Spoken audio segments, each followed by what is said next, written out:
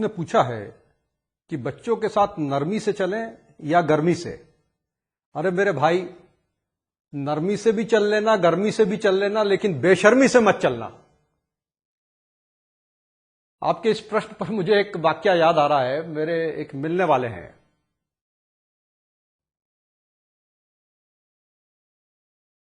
सरकारी नौकर हैं। तो एक बार वो बता रहे थे कि मैं लगभग 30 साल सरकारी नौकरी की और अच्छे पद पे रहा। तो मैंने पहले शुरू के लगभग 10 साल गर्मी से शासन किया, अपने अधिकारों का प्रयोग पूरी गर्मी से किया। बाद के 10 साल में थोड़ा नरमी से पेश आया और अंतिम 10 साल में बेशर्मी से पेश आया। तो ये 30 साल की नौकरी का मेरा इतिहास है कि पहले गर्मी, फिर नरमी और फिर बेशर्मी। तो मैंने उनसे पूछा कि क्या बच्चों के मामले में भी आपने इन सिद्धांतों का इस्तेमाल किया? तो उन्होंने बड़ी रोचक बात बताई कि बोले मेरा दुर्भाग्य रहा कि जो मैं आदतें नौकरी के दौरान पालता रहा, जो सिद्धांत मैंने नौकरी में अख्तियार किए, वो ही मैंने अपने परिवार में भी अख्तियार कर लिए। वो हैबिट इस तरीके से डेवलप हुई कि मैं बच्चों के साथ भी शुरू के 10 साल तो गर्मी से पेश आया।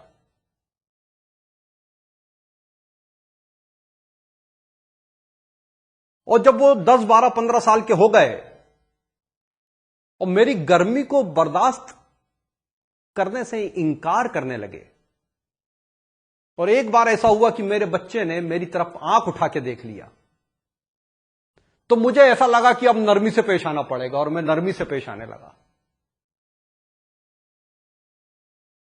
और अगले 10 साल तक मैं इस सिद्धांत का पालन करता रहा।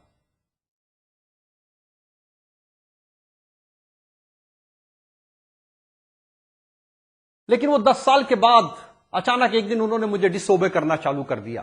मैं कोई भी बात करता वो उसके विपरीत बात करते, क्योंकि इतना अंतर हो चुका था मुझ में और उनमें। तो अंतिम 10 साल में उनके साथ जब रहा तो पूरी तौर पे बेशर्मी से रहा। उन्हें कुछ स्वीकार करना हो तो स्वीकार करें और नहीं करना हो तो नहीं करें। मैंने अपनी स्थिति ऐसी ही, अपने आप को ऐसा ही स्वीकार कर लिया उनके सामने। तो इससे ज्यादा शर्मिंदगी वाली स्थिति कोई दूसरी नहीं है, क्योंकि जैसे ही आप बच्चों के साथ, जब वो पूरी तौर पर आप पर डिपेंड होते हैं, अबोध होते हैं, आपके सहारे के बिना चल नहीं सकते हैं, तब आपकी जिम्मेदारी उनके प्रति बहुत ज्यादा होती है। असीमित जिम्मेदारियां होती है। आपको इतने फिल्टर लगा के उनके पास अपने आप को ले जाना पड़ता है कि वो किसी भी तरीके से कोई भी बात को गलत तरीके से ना ले ले, कोई गलत सिद्धांत आप उनके हाथ में ना सौंप दें।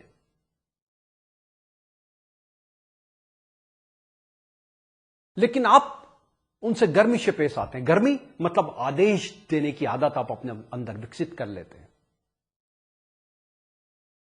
क्यों? क्योंकि कोई रेसिस्टेंस उनकी तरफ से होता नहीं, तो आप बड़ी आसानी से वो चीजें करना चालू कर देते हैं। ऐसे उठ, ऐसे बैठ, ऐसे खड़े रहे, वहां मत जा, यहां मत जा, ये मत कर, वो मत कर, ये ठीक, ये गलत। टोटल आपका नजरिया उसके ऊपर हावी हो जाता है। लेकिन एक बात मैं आपसे जरूर कहना चाहूंगा कि आपका ये आदेशात्मक रवैया उसे, उसके एग्जिस्टेंस को, उसके सोचने समझने की शक्ति को धीरे धीरे धीरे धीरे खत्म कर देता है। और इसके साथ जो खत्म होता है वो आपका आदर, आपका सम्मान, उसके मन में वो खत्म हो जाता है। क्योंकि दुनिया के साथ जब वो खड़ा होता है तब उसे पता चलता है कि आपने उसे बेकाम कर दिया, बेकार कर दिया। क्योंकि कोई भी आदेश दृष्टि को खत्म कर देता, विजन को खत्म कर देता है। कोई भी ऑर्डर, कहीं भी चले जाएं आप, यदि कोई सरकार का बड़ा अधिकारी अपने सबऑर्डिनेट के विजडम को, विजन को इस्तेमाल नहीं कर रहा है, उनके ज्ञान का उपयोग नहीं कर रहा और केवल अपने आप को उनके ऊपर लाद रहा है, तो वो पूरे सिस्टम में बैठे हुए निचले स्तर के सारे अधिकारियों को, कर्मचारियों को पैरालाइज्ड कर देता है। क्यों? क्योंकि वो अपने विजन का उपयोग नहीं करते हैं और वो इस स्थिति को स्वीकार कर लेते हैं। क्यों? क्योंकि आदेश करने वाला व्यक्ति इतना शक्तिशाली होता है और आप उसी स्थिति में होते हैं घर में। तो बच्चा यदि केवल आदेश से नियंत्रित हो रहा है तो वो अपने विजन को खत्म कर लेता है। तो आदेश दृष्टि को खत्म कर देते हैं और अदृष्टि निर्णय को खत्म कर देती, निर्णय लेने की क्षमता को खत्म कर देती है, डिसीजन पावर को खत्म कर देती है। यदि विजन नहीं होगा तो डिसीजन ले ही नहीं पाएगा व्यक्ति। तो आदेश दृष्टि को, अदृष्टि निर्णय को और अनिर्णय की स्थिति, डिसीजन नहीं लेने की स्थिति, कार्य करने की क्षमता को खत्म कर देती, कार्य को खत्म कर देती। क्योंकि मुझे मालूम नहीं है, वो दृष्टि नहीं है, वो निर्णय मैंने लिया नहीं कि मैं कुछ करूं, तो मैं उस डायरेक्शन में कभी बढ़ ही नहीं पाता हूं। तो वो बच्चा आदेश की वजह से अपनी दृष्टि को खोता है, दृष्टि की वजह से वो निर्णय करने की क्षमता को खो देता है और निर्णय करने की क्षमता ना होने की वजह से वो कार्य करने की दिशा को खत्म कर लेता है।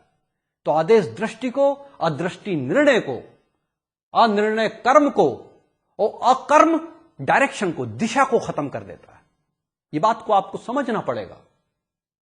बैठ जाइए, आपको भी ये बात समझना पड़ेगी। अनिर्णय कर्म को और अकर्म डायरेक्शन को खत्म कर देता है और जिसके पास दिशा नहीं होगी वो लक्ष्य को भी खत्म कर लेगा। तो इस तरीके से जब एक आदेश देते हैं तो आपको ये सोचना पड़ेगा कि केवल यदि आदेश आपने दिया है, उसे समझाया नहीं है, तो उसका लक्ष्य, दिशा, निर्णय, कर्म और दृष्टि सबको मटिया मेट करके रख दिया है। तो दोस्तों, ये बात समझने की और अभी समझने की है। यदि समय निकल गया तो उस 30 साल के सिद्धांत को पालने वाले अधिकारी की तरह आप भी बन जाएंगे कि जब आपको बाकी जीवन केवल बेशर्मी में गुजारना पड़ेगा। तो दोस्त, ना तो नरमी से चलो, ना गर्मी से चलो, ना बेशर्मी से चलो, चलो थोड़ा समझदारी से चलो।